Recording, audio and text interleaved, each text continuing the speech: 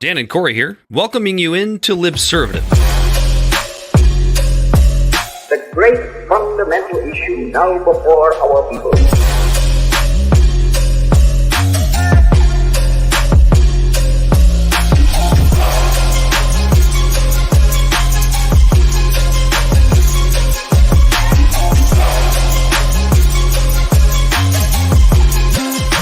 We, the people, cannot turn back.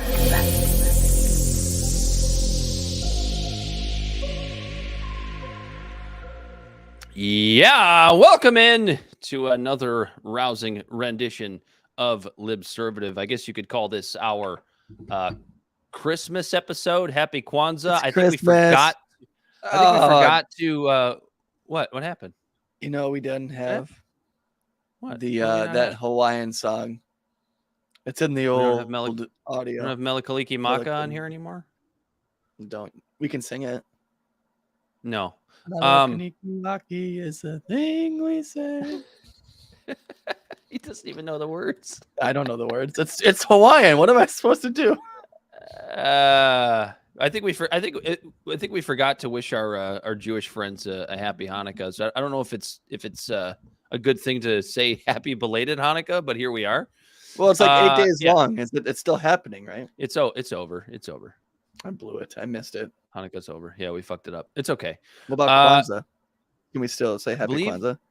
I believe that just started a few days ago. How white Is are we? Kwanzaa more than one Oh, day? Yeah, and we are horribly. How the white fuck do we? colonial- I guess. colonial. Well, I mean, I guess we do get 25 days of Christmas on ABC Family. So It's to celebrate the false birth of Christ, Corey. That is what Christmas is. As Kwanzaa starts.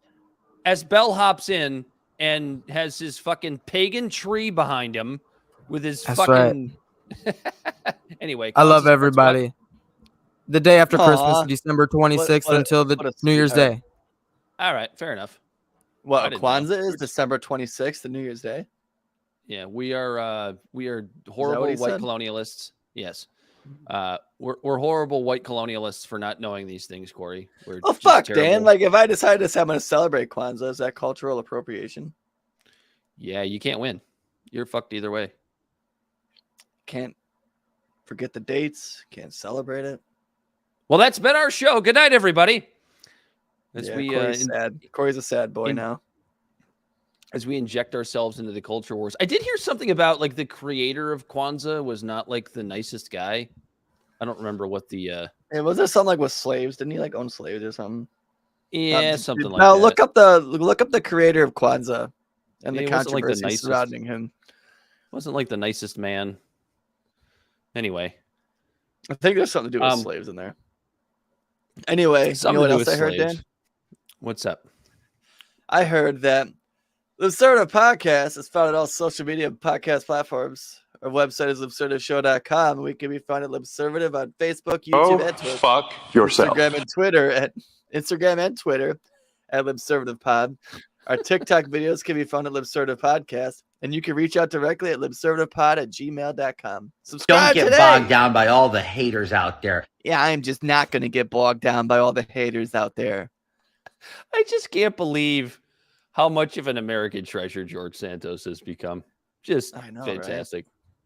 He's not doing anything in good faith. He's obviously a horrible grifter and probably not a good person. But my God, he just wants to burn Congress to the ground. So I got to tell you, there's part of the reason I love him. What do you got for us, Bell? Maulana Karenga is the man that invented Kwanzaa. I'm just going to read you this little paragraph here. Sweet. Born in Parsonsburg, Maryland, to an African-American family, Karenga studied at Los Angeles City College and the University of California, Los Angeles.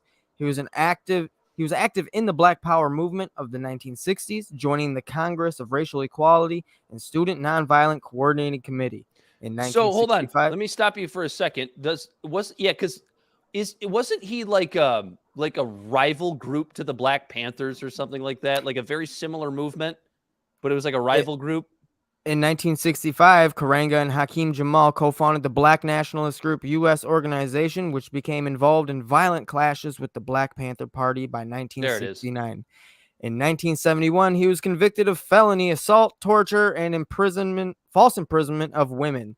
He denied involvement and claimed the prosecution was political in nature. Karenga was imprisoned in California's men's colony until he received parole in 1975. In 1966, Karenga notably created Kwanzaa, modeling the holiday after the African first fruit traditions. The rituals of the holiday promote African traditions, including the 7 principles of African heritage. So is this like one of those, don't judge the art by the artist? Like Kwanzaa's cool, but the guy who created it, maybe in not so much. 71, Karenga was sentenced to 1 to 10 years in prison on counts of felony assault and false imprisonment. One of the victims gave testimony on how Karenga and other men tortured her and another woman. The woman described having been stripped naked and beaten with an electrical cord. Karenga's estranged wife, Brenda Lorraine Karenga, testified that she sat on the other woman's stomach while another man forced water into her mouth through a hose. Cool. So happy Kwanzaa. I don't know. Did we just do that? Did we really just do that? Did we do what?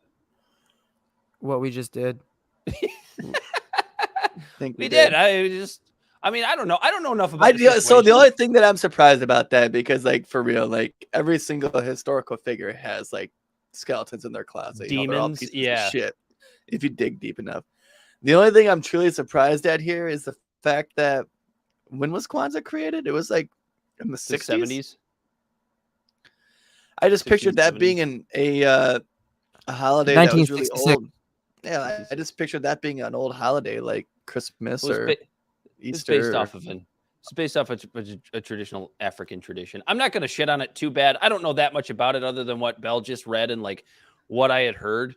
Who knows what's true when it comes It's to like we all love Mr. Ford Karenga. cars, but come to find out the creator of them was a Nazi. So or Nazi sympathizer.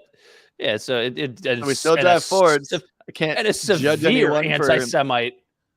so I can't judge anyone for still celebrating Kwanzaa, even though the guy who did it first was like force feeding people water because he assumed they were thirsty. Maybe if I want to give him a benefit of a doubt.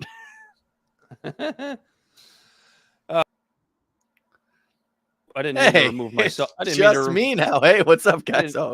Didn't mean to remove myself from the feed. I was like, who's that handsome? Who's that handsome gentleman? That didn't go well. Anyway, Corey, what did you learn in school this week? Ooh, you ready?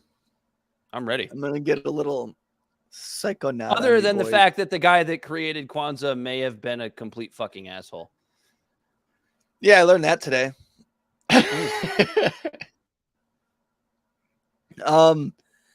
So what I learned this week is that the shamans of like the Amazonian tribes and different tribes like that we're talking have been around for thousands of years in like the Amazonian jungles and places like that are the true unsung heroes of our medicines used today. That roughly like 25% of all the medicine today is based on plants from the Amazonian rainforest. And these were all plants that different shamans and stuff in those areas have been using for thousands of years to help people with things like Crohn's disease, chronic back pain, even like diabetes and things like that, like chronic autoimmune conditions. These shamans have been administering different medicines that they just, concoct through the plants and stuff from their surrounding areas down there. And some of their medicine is like so well, like, or has such a good success rate that there is now a group called Plant Med who is building medical clinics who are going to collaborate with some of our Western doctors, and they're going to work with shamans and figure out other medicine and therapeutic and like holistic therapies, I guess, use the words I'd want to use, to help people with their chronic illnesses and stuff. And that like they only really and like what's crazy about it is, to me, is these type of different medicines that these shamans have been using is just basically all through like word of mouth and oral like passed down orally. The wording of that is really yeah. But like, there's We're going to be there's talking no, about like, Jeffrey Epstein later, Corey. peer-reviewed studies. There's no like peer-reviewed studies and experiments and all this stuff. It's just when you ask these shamans, like, how did you know that this medicine was going to be good for you? A lot of them say, well, the plants told us, because a lot of them are big into ayahuasca and things like that. Found shit. That's what they say. And yeah, they're basically the unsung heroes of Western medicine, and they're not getting their royalties from it, which I understand. I don't know how you give royalties to a small tribe in the middle of nowhere. Yeah, because but it's just when the money gets involved, all of a sudden, like shamanism and it goes away. I guess you could call it like natural healing or whatever. It becomes quackery. And let's be honest, like in Western civilization, like what we've done to shamanism, there is a lot of quackery. Just look at how chiropractic care was invented. And there's still a shit ton of chiropractors who are absolute fucking quacks. Like I saw a chiropractor for a lot of years, and like I see the benefit to like getting your spinal alignment adjusted for like things like back pain or whatever. But when the chiropractor goes, I can cure your allergies if you come get adjusted 3 times a week.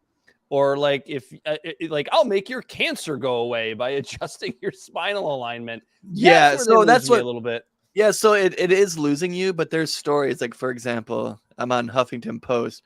This guy named Pashia, he was struggling with chronic. He had Crohn's disease. You know, the shit with, they're not, yeah, Crohn's disease is your stomach, right? Yeah. And he went to the top Crohn's clinics in the world and then saw the top doctors in the world, and none of them could help him. But then he went down to the Amazon, and he says that there's a curative quality to the plants in the jungle that you really need to be there in that environment to experience. And I think it really does work. Like, he was talking about how he feels better after this. But like this article says, the potential medicinal resources of the Amazon, especially the 80,000 plants native to the region, and the shamanic knowledge that often exists only in oral form among the disappearing tribes, remains largely untapped. Despite the fact that 25% of modern pharmaceuticals are derived from the rainforest plants, currently less than 1% of tropical plants have been analyzed for medicinal purposes. And these guys are out there just going, here, take this. You might see some crazy shit for a couple of days, but you're going to feel better after. And so the reason why I'm even thinking about this is I'm reading this book called The Cosmic Serpent right now. And it's this anthropologist, and he's talking about like how these old tribes and stuff like that out there, they were drawing thousands and thousands of years ago, essentially chromosomes and DNA and all these different things, because they're just tripping absolute fucking balls. The double helix.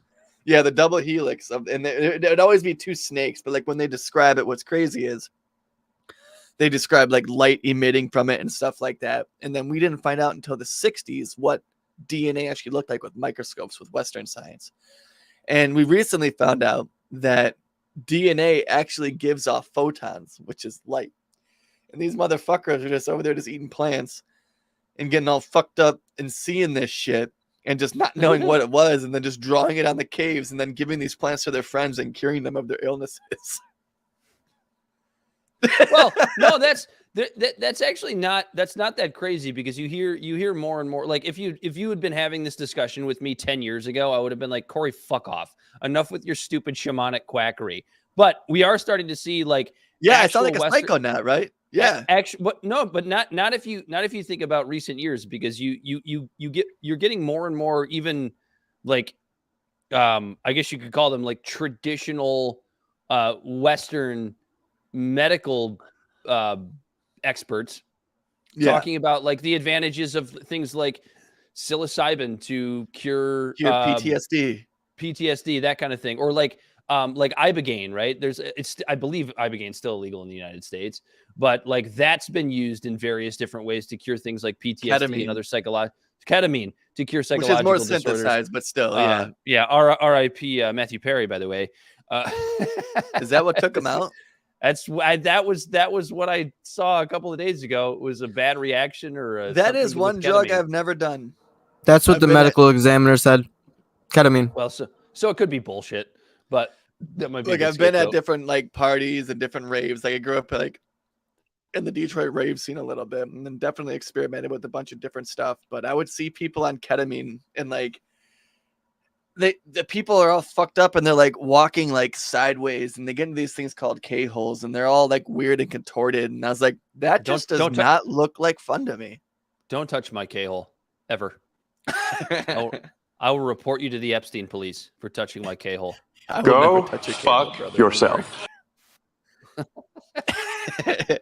But no, I just found it interesting, and what's interesting about all this stuff is it's finally actually starting to be looked at like seriously, versus, you know, like you said 10 years ago, the person that would be saying this wouldn't be like someone that has any sort of like credibility to him.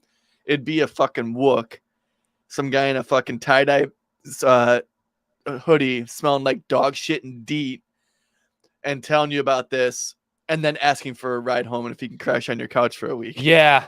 So I guess the problem is that anytime you have these sort of like possible medical breakthroughs, like these outside of traditional Western science medical breakthroughs, you always have grifters.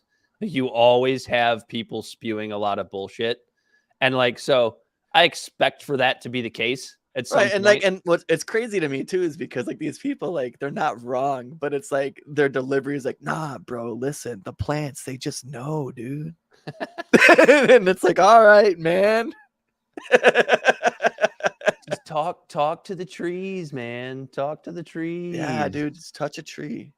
Go touch grass, bro. You got to have your bare feet on the ground once a day. You'll feel better.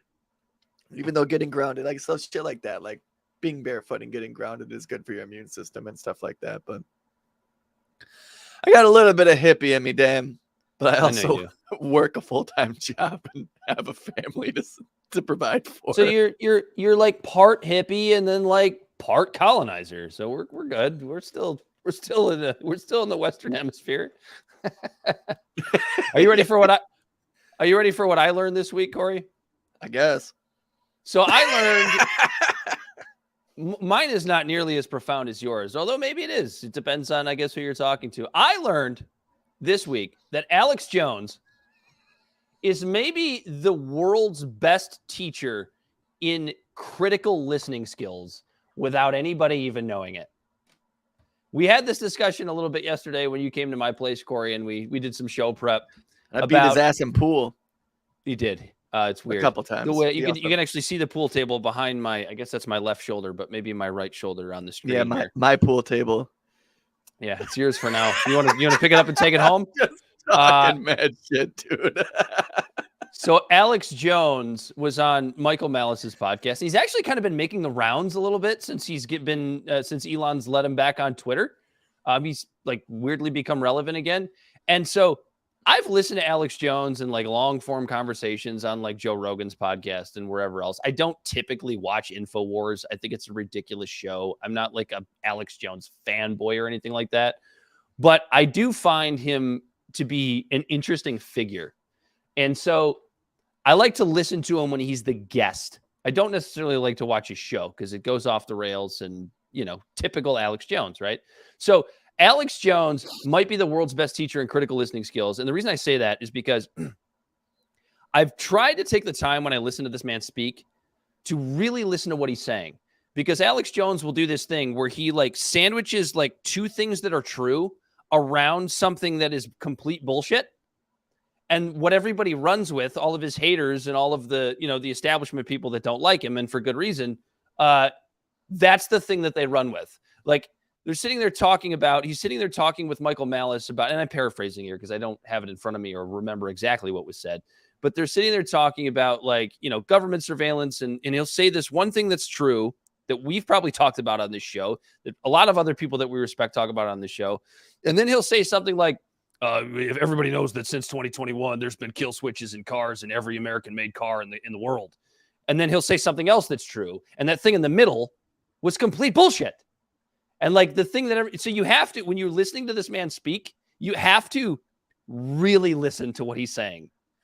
Because you're going to get fact, bullshit, truth, maybe partial truth, bullshit.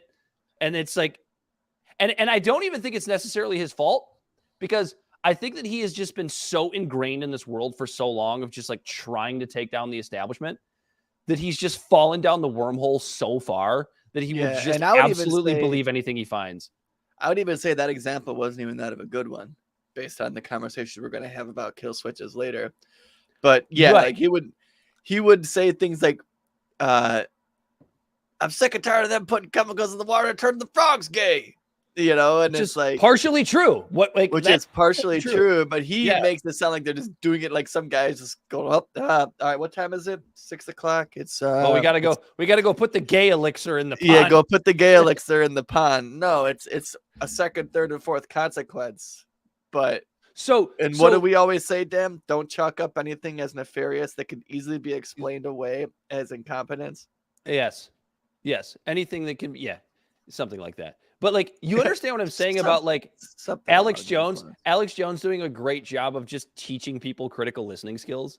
Because you really, and then like on top of it, he talks so fast. Return the frogs gay, and then there's kill switches in cars, and he moves from subject to interdimensional subject. child molesters, interdimensional space demons. There's interdimensional child molesters, and there's a basement, a dungeon, and a pizza shop. He talks so fast, and he mixes so much truth with so much bullshit that you really have to pay attention to what he's saying. So because of that, Alex Jones might be the best teacher in critical listening skills in the world, and he doesn't even know it. All right, let's bring Bell in. What did Bell learn this week? This week, flags are great. I learned a lot of stuff this week, but Bell wasn't sure if he wanted to put his American flag upside down or right side up, so he just put it sideways. Mm-hmm. It's the only way it looked good, man. You know, that's fair. I need another flag. I need to get my pride flag right there. Yeah, you gotta have. And then I need to get I gotta get my blue flag. Yes, my thin blue line flag somewhere in here, and then I gotta get my Punisher logo somewhere. I don't know, but I learned. Well, before you tell us what you learned this week, is your camera mirrored? Because from our angle, it is. No, it's not. No, because I could read the text. Yeah. Oh, the stars on the flag are on the wrong side. But are you? No, actually, they're not. They're not. So if I'm standing up, like if you were to put somebody in a casket, I know this, you would put the stars over the left shoulder. Yeah, but that's not how it's supposed to be. So it is mirrored. No, I guess that is how it's supposed to be. Yeah, it is mirrored. Because if it wasn't mirrored, you wouldn't be able to read the text. So the stars are on the left side, right? When you turn around and look at it. This is my left.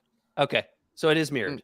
We're good. Bell's good. He put the stars on the correct side. We're good. I know what I'm doing. Well, all of our shit is mirrored, man. I do that shit. I be putting flags on veterans, sons.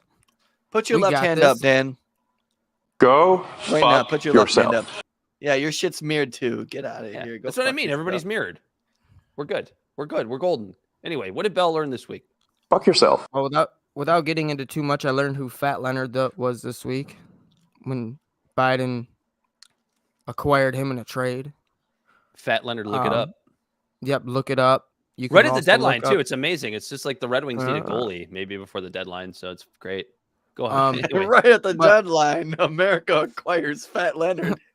Well, it's funny because Corey, like 2 years ago, called and said the United States are gonna try to get in good relations with Venezuela in order to suck the oil out of the earth from there. And goddamn clairvoyant.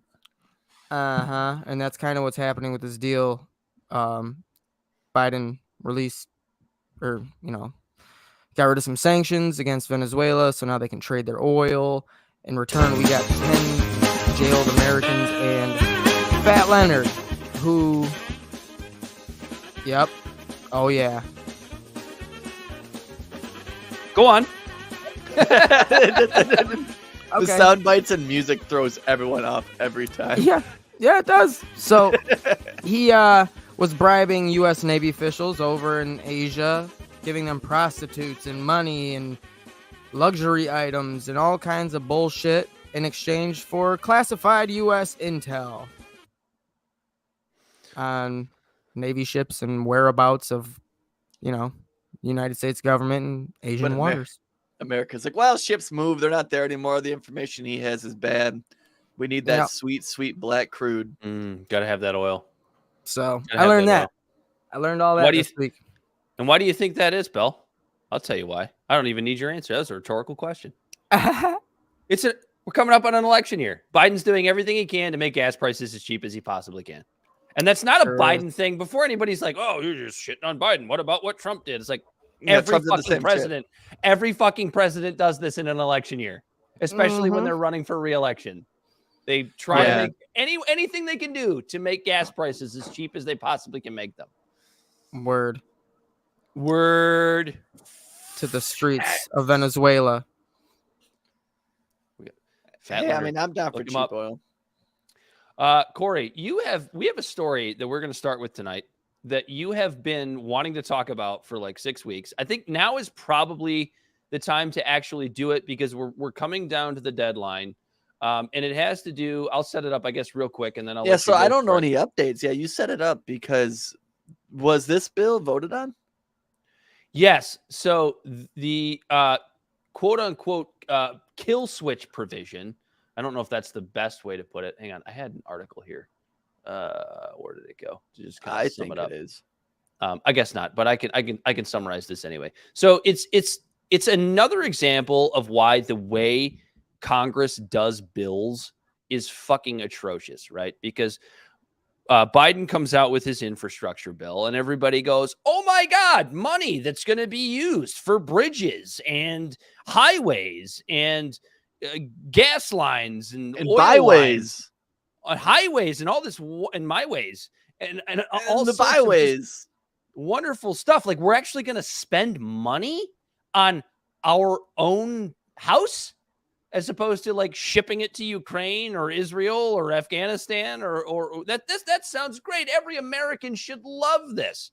But within this bill, there is a provision that states, and you can correct me if I'm wrong on this, Corey, I think I'm paraphrasing this correctly, that states that American auto manufacturers must have a kill switch installed into a all newly made vehicles by 2027. And the reason for this is because, well, it's just going to make the roads safer, Corey. We can shut, if the car reads that you're driving erratically and may be impaired, not drunk, but maybe impaired, it can just shut it down. It's going to make things really, really safe out there on the highways. And so, yes, this provision has been passed because it's in the infrastructure bill. It's not signed into law yet. That's supposed to be voted on sometime early in January. So as you can tell here on, we're recording this on December 20th, 2023. We're getting to the point where this bill is going to be voted on very quickly. And Thomas Massie, Republican representative from the 4th District of Kentucky, I believe, is throwing a stink up about it, as he should.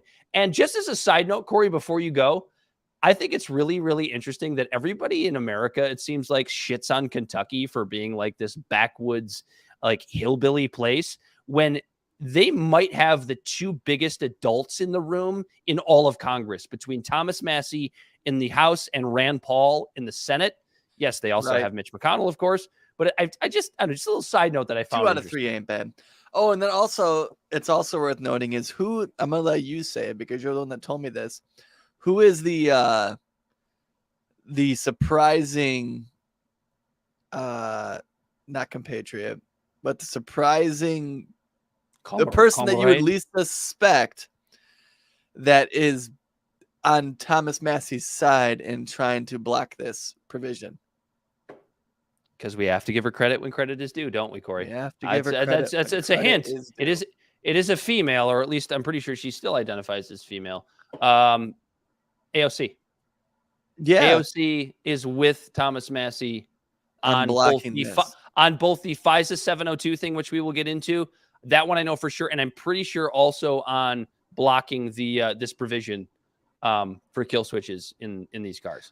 So so I just think it's interesting because first off, I want to talk about this. I recently read, and this was actually something I was going to say for what I learned this week. It's kind of cheating because I didn't learn it this week. I learned this a couple weeks ago. Oh, fuck off. Did you seriously just switch the page on me? All right, I'm Yeah, back. I We're did. back, I baby. did. I'm sorry. Um, I'm sorry. I did. Well, not you. I'm talking to myself out loud to avoid dead air. Fact check. This is on USA Today. No, there's no vehicle kill switch in Biden's 2021 infrastructure bill. That's Okay. the headline. You have to scroll down a little bit. It talks a little bit about the tweet about it and what it's a little bit about. But then it goes, our rating, false. You ready? Automobile experts told USA Today the bill does not direct a kill switch to be implemented in cars, nor does it give any third parties, including law enforcement or government officials, access to the in-vehicle technology. Rather, the bill in question directs a federal agency, yes, a federal agency, to acquire technology that will detect driver impairment and disable the vehicle in that scenario. Now So, explain to me no. what the difference is. The bill does not want to... I can't. The bill does not direct a kill switch to be implemented in cars. Rather, the bill in question directs federal agencies to require technology that would detect driver impairment and disable the vehicle in that scenario. So the technology is there, but because the government is saying that they're not going to use it, that we're all supposed to go, oh, well, geez, duh. Guess I could take off the Of tinfoil course. hat. Yeah, it's our security, Corey. We have to be safe on the highways. Matt, Mothers Against Drunk Driving is going to be very, very upset if this kill switch is not installed into cars. Or I'm sorry, this technology Yeah, they're saying that detects impairment.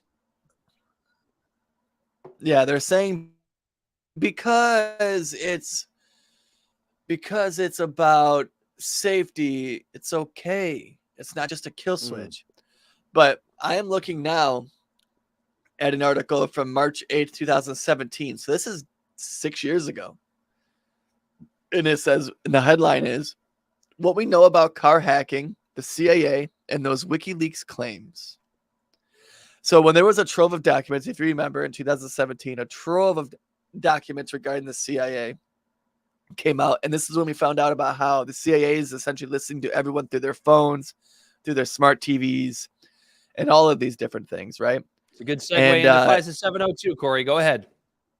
Well, so in 2017, here it goes. And let me see if I can find it real quick. Oh, vehicles have been hacked before. So in 2015, so now we're getting back 8 years ago. Security researchers Charlie Miller and Chris Valasek hacked into a 2014 Jeep Cherokee and managed to turn the steering wheel, briefly disable the brakes, and shut down the engine.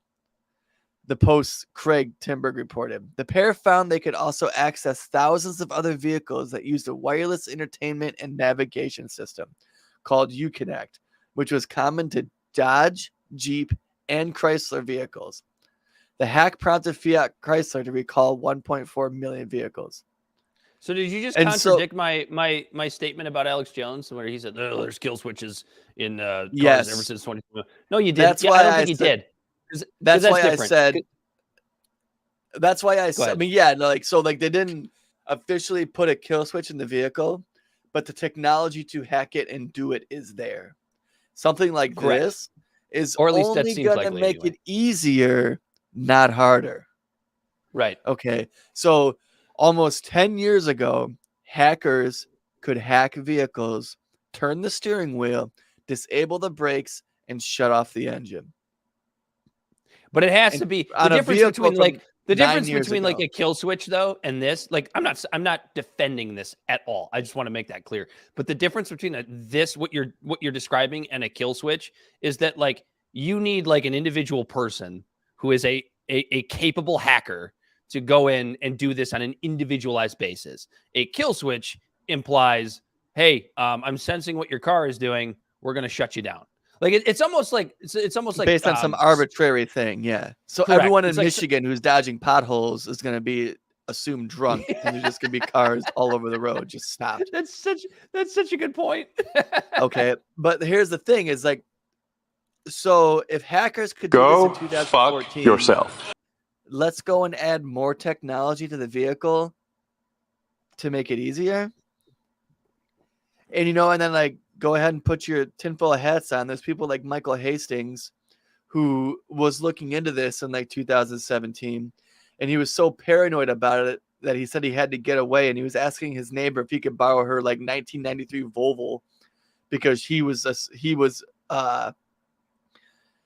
under the assumption and under the, what's the word I'm looking for? He had suspicion that the government was hacking his vehicle. And that same night that he asked his neighbor if he could borrow her car, she said, "No, it's 1 a.m. You're fucking insane. Go back home." And this he later crashed his car. Yeah, he crashed his car. And witnesses and cameras say that there was a ball of flame from underneath the car, and the car started accelerating rapidly, and it crashed into a tree. And this is actually a really easy story to find for anybody listening who thinks this is bullshit. It's to the point where I believe it's still even on Michael Hastings' Wikipedia page. It is, which is absolutely a state-run deal that apparently this guy's a Pulitzer Prize winner. He was friends with a bunch of different prominent journalists and stuff like that. But we know for sure that the government, and if these hackers can do it, the government sure as shit can do it. Okay. And if they were able to do it in cars from 10 years ago,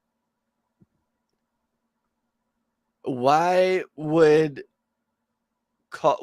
you call people crazy for assuming that this would be easier to happen and more likely to happen when the government is mandating people add more of this technology into their cars? Well, now you just sound like Alex Jones, Corey. You just lost all your credibility. Did I? Because there's evidence of this. This so the Washington Post is also Alex Jones. Frog's gay. USA Today, when they said the quiet part out loud in their fact check, is also Alex Jones. That was pretty good, wasn't it? Don't get bogged down by all the haters out there. Thank you, George. So that also, it's funny because that also ties into this FISA 702 thing, which I don't think you know as much about, but it's a long, and we can continue to talk about this too, Corey, because I think the two things tie together very, very well. Absolutely. So the government is listening and they're using like the same prominence that they do with informants. And because of your terms and services that you check on that you don't read because it would take you 70 hours to read, is I think so the average. I'm gonna set this up real quick. Sorry, I didn't let you finish. No, that's it. I was just saying, I think the average terms and conditions, like the duration to read them is like 70 hours or something like that. And inside there, because you're agreeing to do it, the government doesn't need a warrant to get into your shit. That's the same way that Congress votes on bills. They're like, here, you have 48 hours to read this 2,000-page bill, and then we have to vote on it. And that's exactly what happens with that kill switch provision within the infrastructure bill. And the way that it relates to FISA 702. So FISA 702 is a controversial provision of the Foreign Intelligence Surveillance Act, FISA, that allows the U.S. government to collect the communications of foreign persons located outside the U.S. without obtaining a warrant, as long as they are reasonably believed to be involved in terrorism or other foreign activities. The purpose of the surveillance is to acquire foreign intelligence information that protects American lives and national security. Don't you love that one, Corey? National security. But so this what is they're the saying one here that if let's say someone is a terrorist in another country and they accidentally text the wrong number and it happens to be you, they can now go through all your shit. Yes. So this is Patriot Act shit, right? This is the Patriot Act was like, hey, we're going after terrorists. And now look back to 2 years ago. Like, I'm no fucking far right person. I don't love Donald Trump, but do I think his supporters are domestic terrorists? Do I think that, Canadian truckers that don't want fucking vaccine mandates and border mandates, do I think that they're you see how they move the fucking ball move the goalposts on what constitutes a terrorist when it comes to the Patriot Act? Like, you don't think they're going to do that with this as well? And it even says within the FISA 702 paperwork, I believe, I'm not directly quoting this, but I thought I read this at some point, that they may actually collect information on Americans, but we're not gonna use that. No. It might just get caught up in the wash. We're not going to use that. So it's like they set this thing up just like they did with the Patriot Act, where, oh, it's for your security. It's to protect you against terrorists and now, cyber terrorists. And it's like, we know where this goes. We've seen this already. The goalposts will be moved to fucking spy on you. Absolutely. Without a warrant. This is an absolute without fucking you violation knowing. of the Fourth Amendment. Yes. This is an absolute violation of the Fourth Amendment. There's no universe in which it's not. It's fucking bullshit. And the fact that it is just tied in to a bill that you're supposed to go, oh, that bill sounds cool. This is how they do this shit. And this is why I even agree with people like, Jacob Chansley, the quote unquote QAnon shaman, who goes, yeah, we just want single issue voting. Q-tard. Yeah, Q-tard. So the constitutionality of FISA 702 has been challenged by several lawsuits and legislative proposals arguing that it violates the Fourth Amendment rights of Americans, which it does, whose communications are incidentally collected by the government. So by accident, right? However, all federal courts to date have found that Section 702 is constitutional based on the interpretation that it only targets foreign nationals with no substantial connections to the U.S., and it does not allow intelligence agencies to target Americans. Congress has also enacted several reforms on oversight measures to limit the scope and use of Section 702, such as requiring more transparency, accountability, and judicial review. So it's like, hey, every time we do this, we're going to send it through a fucking horrible judicial bureaucratic system to determine whether or not it's right on a case-by-case basis. Is the way Jesus I read it. That's the way I read it. I don't know that that's exactly what's going on here. But I don't want this, and no American should want this, because they're using freedom doesn't work. They're using spying on foreign nationals who may be a threat to get that foot in the door. And we've already seen that 99% of the time when they do this bullshit, it turns out that the people that they're quote unquote targeting are not terrorists. Yeah. And I just had a quick I'm sorry to completely disregard everything you just said and going back to what I was talking about. But I just had Don't get bogged down by all the haters out there.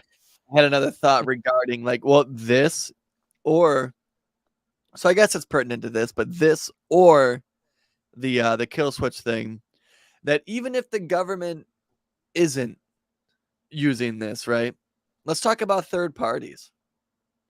Leaks and hacks happen all the time. We're just going to make it easier for foreign agents to hack our cars and crash them, or hack all of our personal data and all of our information and use it for whatever the fuck they want. Yeah, I mean, that's a good way to. It's interesting because it almost feels like the federal government should use that as a reason not to do this. Yeah, because right, it's an issue of national security, right? Like if we make it to where quote unquote foreign nationals can just hack into our cars and shut them down and crash them. I'm just gonna give myself a 1969 fucking GTO carb. Have it be carved. Yeah, drive that brother around and flip off all the fucking libtards who are out there telling me that I'm killing the earth. Yeah, so you got the kill switch provision, you got FISA 702, and these are both things that Thomas Massie is fighting against, and God bless him for it. Honestly. And AOC, that's right. We can't forget AOC in that one, because she is on the right side this time. And you got to give her credit when she deserves it. And she does. In fact, Thomas Massie was talking on Dave Smith's podcast a couple of days ago. I don't know. Earlier this week, I believe. And he had mentioned that, I can't remember if he said that she approached him or he approached her. But either way, Thomas Massie told AOC that you have to be prepared for the backlash you're going to get for this. Like Mothers Against Drunk Driving are going to hate you for this. You know, these these groups that you think are with you are going to hate you for this. And like, that is what makes Thomas Massie to me a like legitimately good person doing a shitty person's job, because he's warning a person that's supposed to be his political enemy, right? It's supposed to be this person that he can't agree with on anything, but because he's sticking by his principles of stopping a fucking security state, he goes, I don't give a shit what AOC thinks about like who should go to the bathroom and what bathroom. What she thinks about car farts or cow farts. Yeah. Like, she's on the right side with this. And like, I would hope that somebody like AOC, I don't have any faith that this will happen, will look at what Thomas Massie did in that situation and go, oh yeah, this is how we're supposed to govern, like on actual principle, which is what Thomas Massie does, which is what Rand Paul does, which is what very few people in Congress do. That's why I have a respect for guys and girls like that. Guys and dolls. Guys and gals. Guys and dolls. Dames and dolls. And yeah, dudes I guess just and to close it dames. out, I guess just to close out, like, that's what we should be demanding. Like, disagreement is fine. That's going to happen. It should happen in government. It's healthy for that to happen in government. But the blind following of whatever your donors want is the issue, as we know. Go fuck yourself.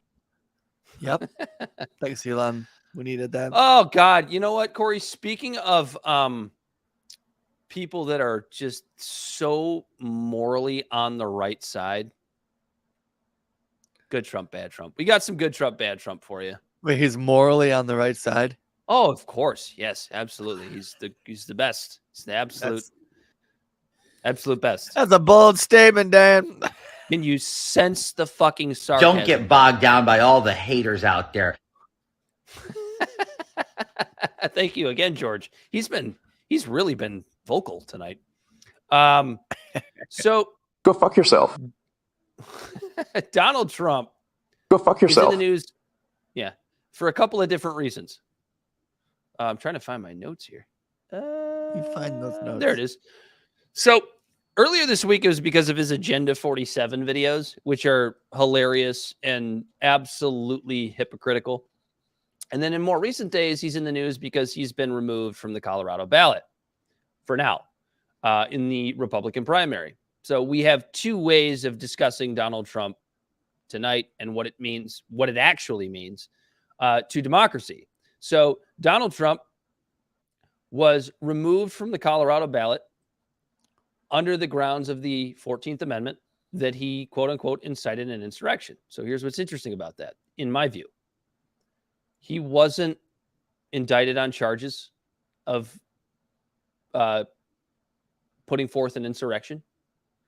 He wasn't charged. He wasn't booked. He wasn't jailed. The reason is because the DOJ all along knew that they just didn't fucking have him on that charge, because January 6th was not an insurrection. January 6th was a riot that was at least partially, I would say, perpetuated by the feds. But the other part of it, I don't think it's just that simple for folks on the right who like to say, or Donald Trump supporters who like to say it was completely planned by the federal government. I think there is an element of that, but also a bunch of idiots that decided that they were going to go, quote unquote, save our democracy. That is not an insurrection. Squatting in the Capitol. By squatting in the Capitol. That is not an insurrection. If I'm here for 90 days. The 14th Amendment was designed to not allow actual insurrectionists from the Civil War to hold office in the United States of America. And if you are going to compare what happened on January 6th, even with what came out of Donald Trump's mouth, and I have admitted on this podcast multiple times that what he said was certainly irresponsible, okay? I'm not a fan of what he said on that day and the lack of action that he took after the riot started to take place. But if you were going to compare that to 600,000 American deaths during the Civil War, you're fucking insane. if you think that those two things are anywhere close to the same thing. To sit here and tell me that Donald Trump, as much as I can't stand him, as much as I don't want to see him be the 47th president of the United States, he did not incite an insurrection. Fucking relax. And what you've done now by removing this man from the primary ballot in the state of Colorado is you have set a very, very, very dangerous precedent. To where these things, these snowballs always move downhill. And just wait until it affects a Democratic candidate. And you throw your fucking hands in the air. If you're somebody who hates Donald Trump, and you throw your hands in the air. Which it will. And it absolutely will. It's a horribly dangerous precedent. The thing is, and I think you'll agree with me on this, Corey, I don't think it's going to stand because we do have a conservative majority Supreme Court, federal Supreme Court, because this was the Colorado Supreme Court that pulled him off the ballot. He's going to be back on the Colorado ballot. And I don't care. Yeah. I don't like the man. I don't want to see him elected. I think he's a horrible person. I think he's a horrible president. But fucking A, dude, stop trying to say you're defending democracy by usurping democracy and taking this man off the ballot. No, I agree. You're kind of putting the cart in front of the horse here. Am I? Like if he's found guilty, 100%, not you, not me. Yeah, I'm talking about the Colorado Supreme Court. Like, well, like you said, basically, like, the guy's a fucking idiot. His speech that day definitely, like, and it's interesting, right? Like, the speech could be taken in two ways. If you're a Trump sycophant, then by all means, that was not a call to arms. That wasn't a call to an insurrection. That was him saying, you got to fight like hell for your democracy. You have to defend democracy. Yeah.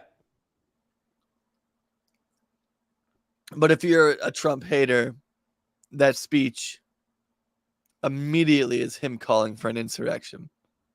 Isn't that interesting too, Corey? The fact that go ahead. It's a very subjective, like how people take what he said that day. And it's like, as someone who tries not to like fall into the same footsteps of a 2016 Corey that hated Trump. It's very I'm trying to sound objective when I say this, but I guess his words were trash, right? But was it insurrection? And like ultimately we need people with bigger brains than we do to prove that in a court. And I don't even know if there's an actual court date set on whether or not he actually tried to do insurrection. Is there? No. They haven't even brought charges, Corey. A Biden DOJ knew that they were never going to be able to uphold charges because those would not hold in a court of law. Those would not hold in a court of law. Legally, what Trump did was not commit an insurrection. Bell's got something to say. Go for it, buddy. All of these people that have been charged with whatever crime they have from the January 6th. None of them was insurrection. Not one of them. How do you charge Donald Trump with insurrection when you haven't charged anybody that was actually there committing actions that you could claim to be the actions of an insurrectionist? Well, that's just it, Bell. He wasn't charged with an insurrection either. Exactly. Right. So you can't charge. So how does the state of Colorado use the 14th Amendment of making it okay to remove somebody from eligibility for an election based on inciting an insurrection when nobody involved in January 6th was charged with inciting or carrying out an insurrection? Right. You could 100% trespassing, 100% inciting a riot, 100% damaging government property, 100% trespassing on government property, 100%. What's the other one? interrupt. I forget the actual verbiage. But Interrupting something a along federal the, proceeding. yeah, interrupting a federal State proceeding. Yeah. Sure, 100%. Damaging federal property, 100%. All of those things, I am 100% on board with. Sure, but none of them were charged with an insurrection because it wouldn't hold in a court of law. And how the hell are we going to be able to charge this guy saying that he potentially maybe might have been trying to do an insurrection? And so we're not going to allow his name on the ballot. And that's the other thing that is really, really scary and disappointing to me too, is that like anybody who's in support of this, folks who hate Donald Trump, like I get why you don't want to see him as president. I don't either. Neither does Corey. Neither does Bell. I don't think any of us do. The fact that you've now taken that word insurrection and you've completely fucking muddied bastardized it down. it. You muddied it down. You muddied it down just like he did the word Nazi, just like he did. He's like Hitler, Racist. just like he did racist, terrorist, homophobe. All these different words that used to have like a powerful, like nasty, like rightfully so, a nasty connotation to him where it's like, I don't want to be called a homophobe. I don't want to be called a racist. I don't want to be called any of these things. But now we're at a point in life where if I even speak up about my political opinion, my white privilege is showing. Mm-hmm. Yeah. You know, which is inheriting, which is alluding to racism and things like that. And it's like, if everyone's a racist, no one's a racist. If everyone's an insurrectionist, no one's an insurrectionist. If everyone's a Nazi, no one's a Nazi. I also find it interesting. Ryan Grimm brought this up earlier today on Counterpoints, which I found this interesting. I don't know what it means. I mean, I kind of know what it means, but I don't really know how to articulate it. The fact that I think there's 7 justices on the Colorado Supreme Court. The 4 that voted to remove Trump from the ballot were all Ivy Leaguers. The 3 that voted against removing him from the ballot, Law School of Denver. Isn't that interesting? That is pretty interesting. Just interesting. I don't know what you take that however you want, both to you, Corey and Bell, and also our listeners, but just take that for what it is. Well, we see how the Ivy Leagues act, so. Mm-hmm. Form your own opinion on that. Do you have anything else to say about Trump being removed from the ballot? The only other thing I have to say is that, like, again, man, it's just, I cannot believe a conservative Supreme Court. I never would have said this 5, 6, 8, 10 years ago. A conservative Supreme Court is going to hold up the way that it should. Again, they're going to get Trump back on the ballot, and they should. And God damn it, just go beat him. For the love of God, like, let democracy play out and go beat him, and stop trying to save democracy, quote unquote, by fucking with it. 100%. God damn, I'm just so sick of this shit.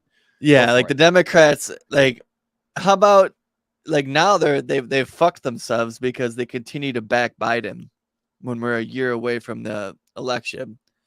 But, like, stop picking shitty milquetoast candidates. You literally had a stud in your pocket with RFK Jr., but instead, because he doesn't follow your little cookie cutter bumper bowl fucking staying in the lanes type shit, they completely nixed him. You had Marianne Williamson in there, who would have done probably would still do a pretty decent job, but she's just hanging out on the wings. You had a Tulsi Gabbard. An idiot on you had a policy, Bernie Sanders. Yeah, but is any of the establishment people good on foreign policy? Dude, it seems like nobody is, because Vivek Ramaswamy is also just atrocious on foreign policy. I'll tell you what, we're gonna sit Putin down. We're gonna sit Xi Jinping down, and we're gonna slap them around like they're in a fucking kindergarten class with a ruler on their knuckles. That's Vivek Ramaswamy's foreign policy. Yeah, I'm just fucking idiot. Just gonna put him in a timeout. There are things about Vivek I still like, but I've got my issues with him too. Anyway, shall we move on to the other Trump topic for this evening? Yeah, there we go. Trump's Agenda 47, right? So we did good Trump badge. I don't know if that was really good Trump. because it wasn't really good Trump. We didn't really praise him. No, a that was lot. bad for Trump. It was bad for Trump, and he was treated unfairly. Like, that's the thing about Donald Trump. Like, he can be a terrible candidate. You can not want to see him get elected. He can even be a racist and a horrible human being, but he can also be treated unfairly by the system. And that is what is absolutely happening in Colorado. And I hope that shit stops, man. Just go out and fucking beat him. So bad Trump. Let's now that since we kind of just defended him as we like to do, because we like to be fair on this show, we're going to shit on him a little bit. Let's shit on Donald Trump just a little bit.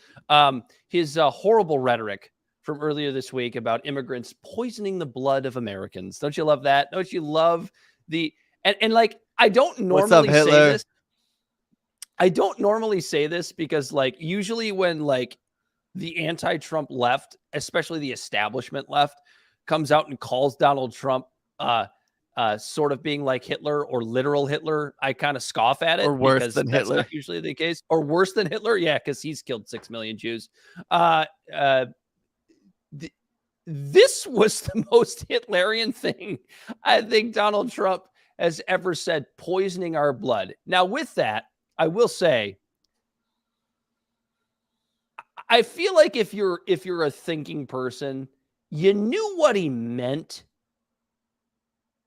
Being like, it was basically just a really hyperbolic way of saying we need to stop letting immigrants into our country, which he's wrong about anyway. He's also wrong about that. But, you know, this idea of he's exactly like Hitler, I don't think still applies. However, this might be the closest thing that we've seen this just rhetoric's yet. pretty gross. That's pretty bad. That's really bad. I shouldn't even say pretty bad. That's really bad. Poisoning the blood of America. Fuck out of here. Yeah, I don't think there's His really much parents more to were say about it. immigrants, or his grandpa was an immigrant, right? Something like that. Yeah, I don't know. I don't have his fucking family tree in front of me at the moment. Maybe Bell does. God, I wish this guy would just go away, to be honest. I'm with you, buddy. I'm absolutely with you.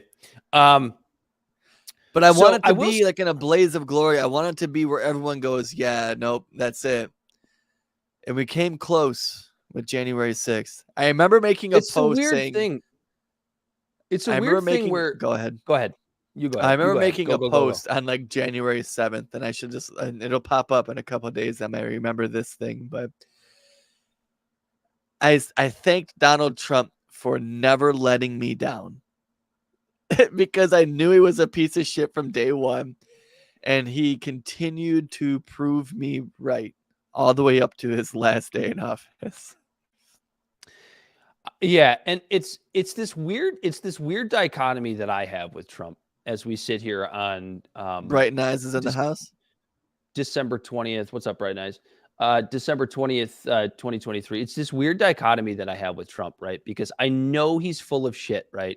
I know he's this awful grifter, this narcissist that uses people's emotions about, war or the border or, the quote unquote swamp.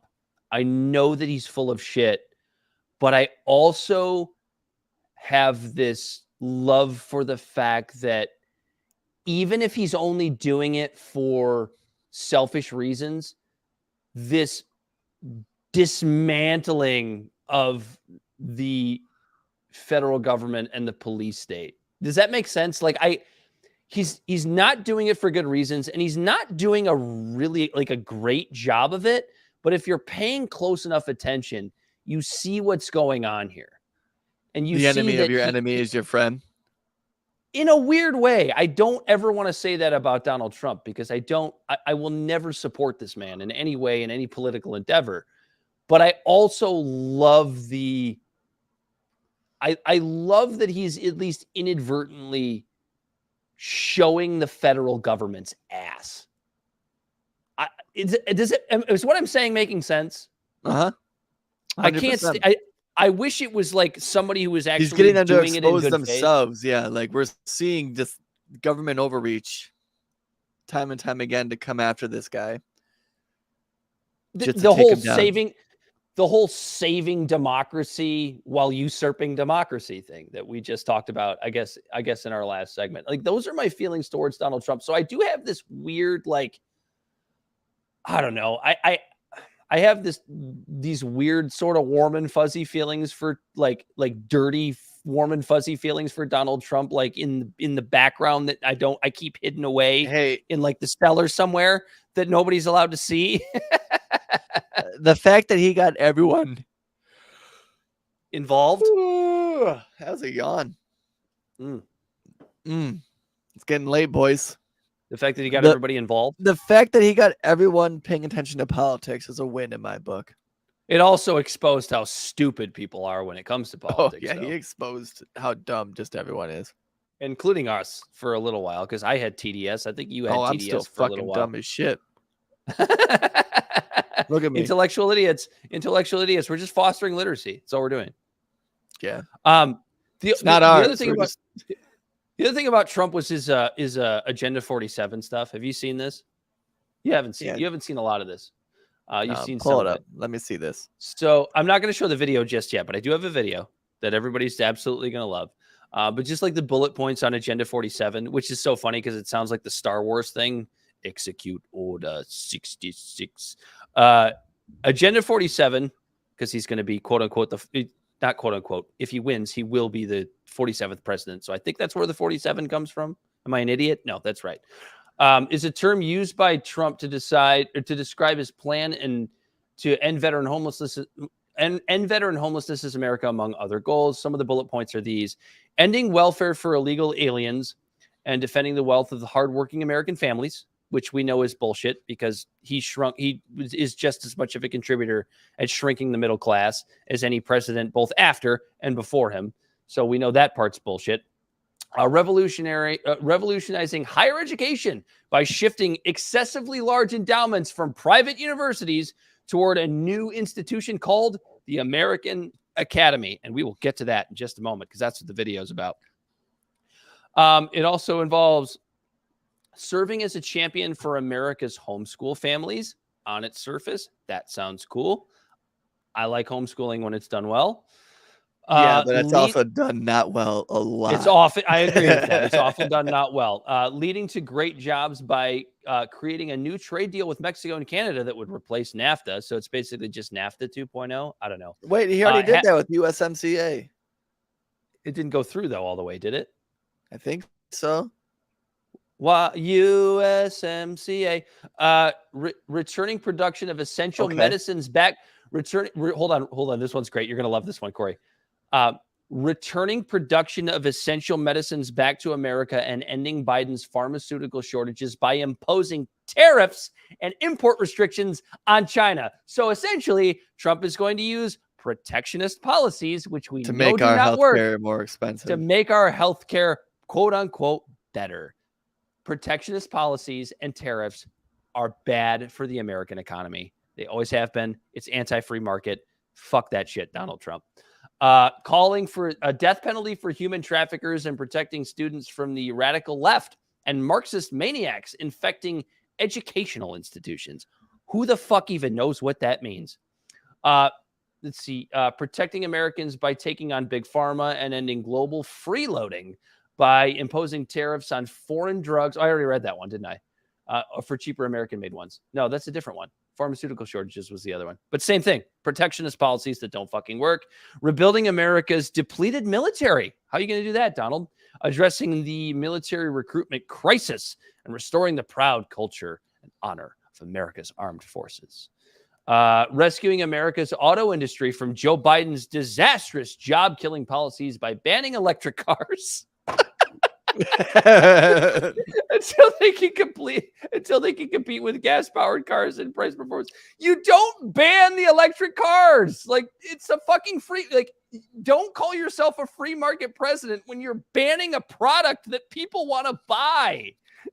Like, what are you even? We got to ban electric cars. We got to ban TikTok. We got to ban God. windmills. You know, the ones that go. Whoosh, whoosh, whoosh.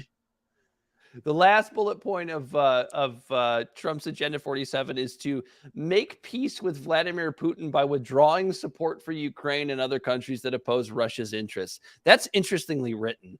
I don't think that's exactly what he said, but yeah, like I kind of don't hate that one. Like, sorry, no more interventionist shit. But I want to go back to the revolutionizing higher education by shifting excessively large endowments from private universities. I'm actually going to play a video. I'm actually going to play a video from Donald Trump's Agenda 47 videos on his website. Hang on, I got to go back to the beginning. There we go. Oh, nope. That's a great face. Oh, look at that picture. Look at that. Oh, we're just going to watch it in reverse. Check that shit out. Yeah. Why the fuck can't I go all the way back?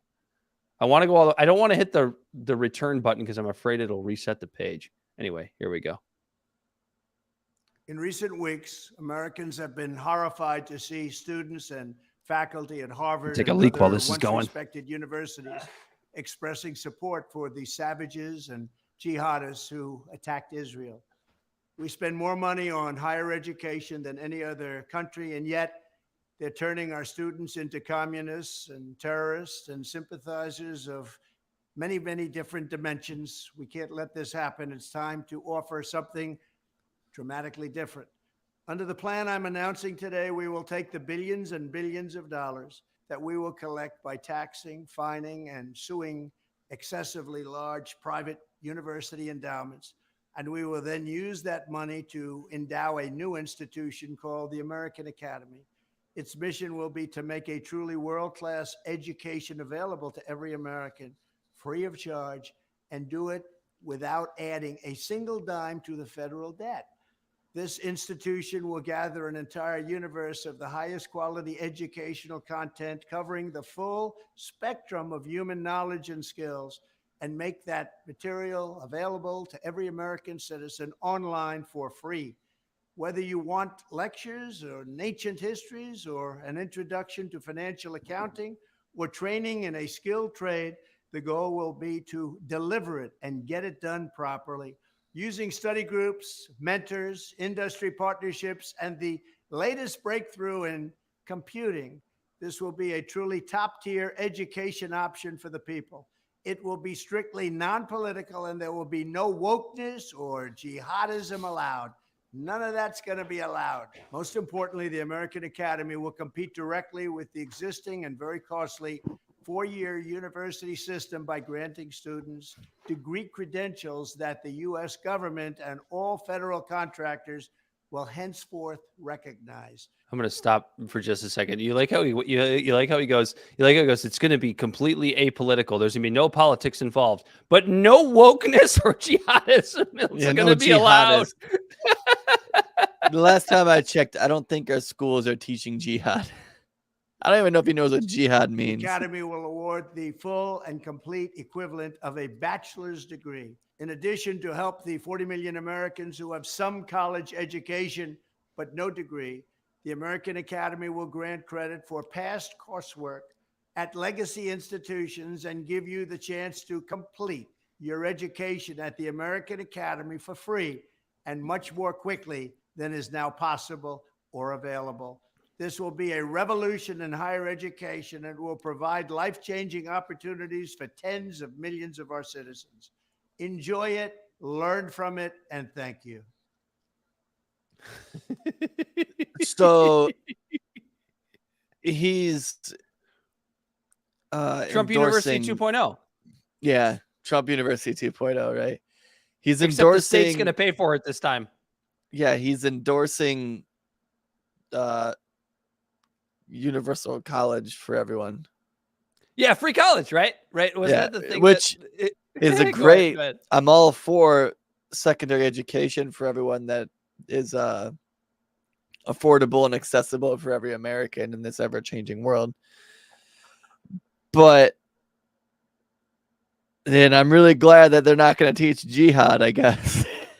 Can we also talk about like the Orwellian nature of like, we're going to take all of the endowments from these institutions, which are, state run, I guess, but they're still like spread out enough to where you could still consider them kind of individualized, and we're just going to put them all into this one fucking coffer where we're essentially going to teach a real state-run education. He's Listen, basically taking Khan Academy.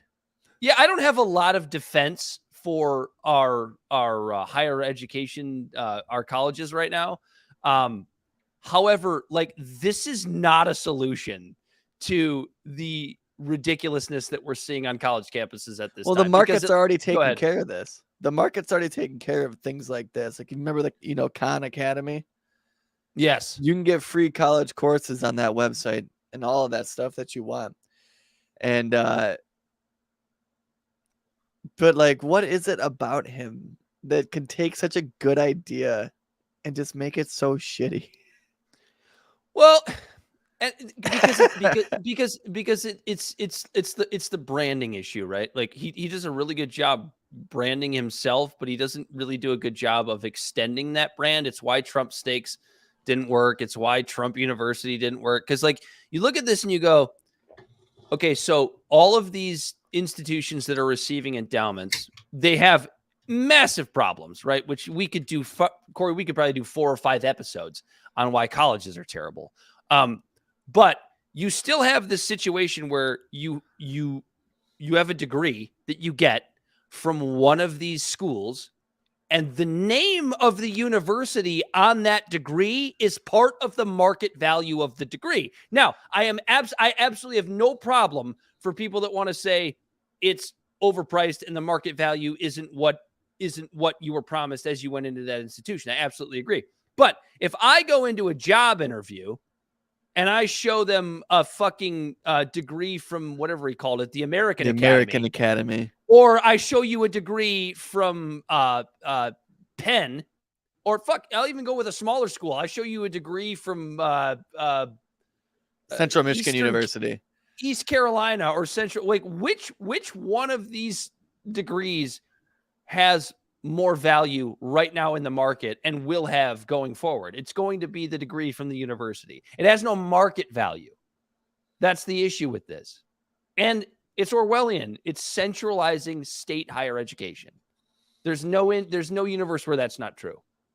Now, the idea itself is a good idea, right? Like, he was talking about, like, basics in accounting and different things like that. Lord knows a lot of people in this country we would be a better off country if everyone had a better grasp on like finances. You're right. If I can interrupt for just a second, you're right. If it were privatized. If it were privatized, I would be all for it. When it's like the Khan Academy. Yeah, right. The state run, you're literally robbing Peter to pay Paul. There's still gonna be a bunch of bureaucracy. There's still gonna be now all of a sudden, like, because now you're adding this subjective term of wokeness. Like, what's woke? Yeah, and who knows where the goalposts will move on that word in the next 6 years. These colleges are making a bunch of communists, so we're gonna use our own form of communism by having the government centralized and telling you and teaching you, right? Like, it's so bad, stupid. Yeah, but the premise of the idea is great. That's a good Trump for me. Like, I like the idea of anyone having more access to education, and like and if it was like produced efficiently and the courses are crisp, and the courses are delivered in a teachable form versus, because like any information you need is on the internet, right? Like, I could figure out how to do any sort of algorithm or any sort of coding or anything like that on the internet, but the internet itself, when you're trying to find the answers to these different things, is clunky because you have to do a bunch of searching. If this makes it easier, so we're lowering bankruptcies and stuff like that, then I would consider it a success. Well, Corey, too, and if it were just that he was trying to take away endowments from these institutions, I'd be like, dude, your terms are acceptable, sir, but figure out something else to do with that money other than to create like a state regulated education system that is cool with Donald Trump, our great leader. If he was just taking away if you want to just take away endowments from these institutions and pump that money into, I don't know, our fucking infrastructure, like anything else, not sending Or it even overseas. just I'd be just all grants, for just this. grants Like, for let's go. college, grants for community colleges. Giving the money Because to the community student college as opposed to campuses the are school, far right? different than Ivy League campuses. Yeah. And give the money to the students and let them choose whether they want to get into a trade school or a community college and things like that. The premise is great.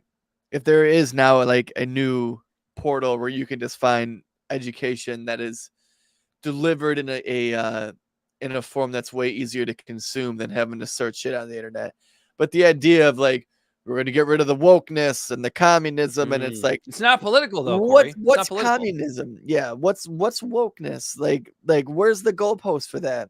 Who decides that? Because you're going to create this system, and then the next president comes in, and they might turn it on its head and make it super woke. Don't get bogged down by all the haters out there. I like the idea. But yeah, I like the idea of removing endowments from these institutions. I don't like what he says he's going to do with them. Yeah. When you try to like explicitly make something anti-political, you're making it very political. Every time. Every single time. Corey, we It's got like to he's preview competing something. with DeSantis here. We have to preview something because we have heard about this a crowd-funded documentary,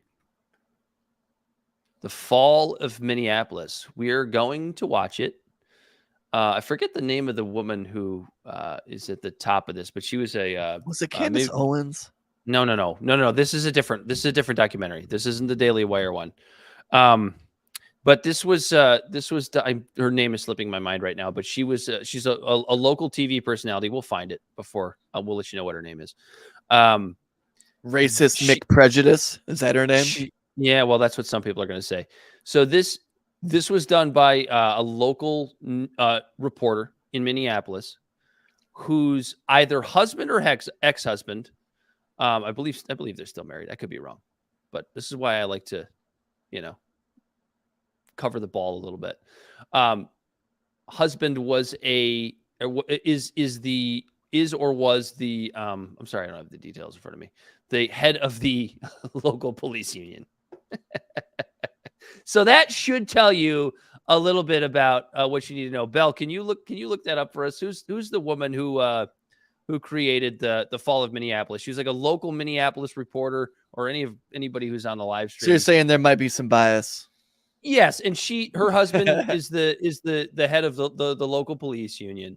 But what I find interesting about this is that like a lot of people that are like, I don't know, I guess you could call them centrist, I guess you could call them libertarian, like not complete fucking left or right wing ideologues that have a lot of good things to say about this documentary, but also have criticisms of it. And so the premise of this is Liz Collins. Liz Collins. We were not told the truth about what happened the day that George Floyd was killed by Derek Chauvin. And if you listen to even our earlier shows when this went around, like Corey and I were unabashedly calling Derek Chauvin a murderer. We were unabashedly saying that George Floyd was murdered that day. And honestly, like, I'm not going to sit here and tell you that like I've changed my opinion on that. And I might not change my opinion after watching this documentary. But what it seems is the media and the narrative may have been twisted to make the situation different than it really was in some way, shape, or form. If that makes sense. There's apparently a ton of narrative. Yeah, of course. There's a ton of unreleased body cam footage that's in this documentary. And what I feel, here's my prediction for what I think we're going to get out of this, or at least I'm going to get out of this, Corey, and then you can tell me what you think you're going to get out of it. I think what I'm going to get out of it is that, shocker, we weren't given the entire story. And the other thing that I think we're going to get out of this is that Derek Chauvin may have been scapegoated here. That doesn't mean that George Floyd, I want to make this very clear. That does not mean that George Floyd deserved to die that day. That doesn't mean that I am like supportive of the way that either Derek Chauvin or the Minneapolis Police Department handled that situation. But what it does mean is that maybe Derek Chauvin really was trained to treat George Floyd that way, because apparently some of this body cam footage shows the very beginning of the interaction where George Floyd is acting erratically, where he is, telling Derek Chauvin, "Hey, don't shoot me. I got shot last time," which apparently is untrue, that he was never shot, or at least not by police. And Derek Chauvin, at the very beginning of this interaction, is acting pretty reasonably. We'll see. I'm like I said, I'm really interested to see the film. We haven't seen it yet. But I think if we're going to sit on this show and talk about how we like to talk about nuance and telling the full story and discussing the full story, I think it's imperative that Corey, Bell, and myself watch this film and we get back to you. And I do expect to see some pro cop bias in this as well. At the end of the day, what I think we're going to get is the Minneapolis Police Department, and we've been saying this for a long time, Corey, the way we police in this country and the way we train our officers might be more to blame for the death of George Floyd than necessarily Derek Chauvin himself. And that's fair. And I hope that's what it is. Like, honestly, like, I'm going to go into this and if what I take away from this, if it isn't biased and if anything like that, then what we're going to come away with that, like, maybe Derek Chauvin wasn't racist. And I'll tell you what, that's a good thing. And here's why. That is one of the best things that we could take away from this. And if more people watch it, that they could take away from it too. Because if we find out that Derek Chauvin wasn't a racist and it was just because of bad policing, then perfect. Bad training. Then we can take away the polarizing race factor out of this. And what that tells me is if there's race wasn't involved in this at all, that you or I or Bell or any of our listeners or anyone, any Joe Blow walking down the street could find themselves in that same exact scenario, getting choked to death by police based on what they're trained to do and the lack of training that they get. Does that make sense? No, that's perfect. Yeah, because if George Floyd was murdered by Chauvin or Derek Chauvin and race wasn't involved, then that means that could have happened to any of us. And I don't want to hear we'll just obey the law, whatever. Yeah. But even if you're not obeying the law, you still deserve your day in court. You still deserve to be treated innocent until proven guilty. And if race wasn't involved in this, then good. Let's stop the divisive rhetoric of devolving it to race. Let's talk about how our police need to have better training. Let's talk about how we need to get rid of qualified immunity. And let's talk about how we need to make sure that our police get a little bit more training than a hairdresser, because right now it's the opposite. Yeah, that's good. That's a really good way to put it. That if race wasn't involved, that's a win. It should make it more easy to get across the point that the way we police in this country is fucking broken, that police officers are essentially just a violence arm of the government and doesn't make every all of law these... they make is the police are an arm of the extension of every law, because every single law in this country ultimately can lead to an arm holding a gun pointing it at you for breaking it, no matter how trivial it is or what color your skin is. Right. So yeah, that's going to be something. Corey and I are going to discuss this. We may even do like a short offshoot episode just based on our reaction to this film. Or we'll be talking about it probably after the new year. I don't think we've completely decided on that yet.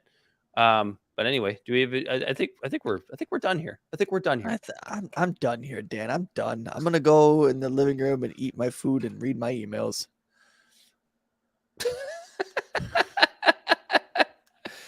All right, Corey, tell the people where they can find us. Libservative Podcast is found on all social media and podcast platforms. Our website is libservativeshow.com. We can be found at Libservative on Facebook, YouTube, and Twitch. Instagram and Twitter at LibservativePod. Our TikTok videos can be found at Libservative Podcast, and you can reach out directly at libservativepod@gmail.com. Subscribe today for now, because we only got a couple more episodes under this name before our big rebrand reveal. But I'm thinking honestly, if we get to it on time. yeah, we don't get paid for this. We're just doing our best. I'm pretty sure though that like on all these different pages, I could just change the name. So like if you're already following on this page, it'll just change and you won't have to do anything. For Bell the Body Snatcher on the ones and twos, he as always has been Corey Walsh. He's Dan Griffin. This has been Libservative. Have a Merry Christmas and a Happy Kwanzaa. And happy holidays, happy Hanukkah. Yeah. I don't know any of the other holidays. I just gonna encompass them all with a little happy holidays. Yeah, that's good. That's good. Stay tuned. That's a real good one, bud. Stay tuned for our year in review for 2023 and also our predictions for 2024. Until next time, this has been Libservative, and we are out of here.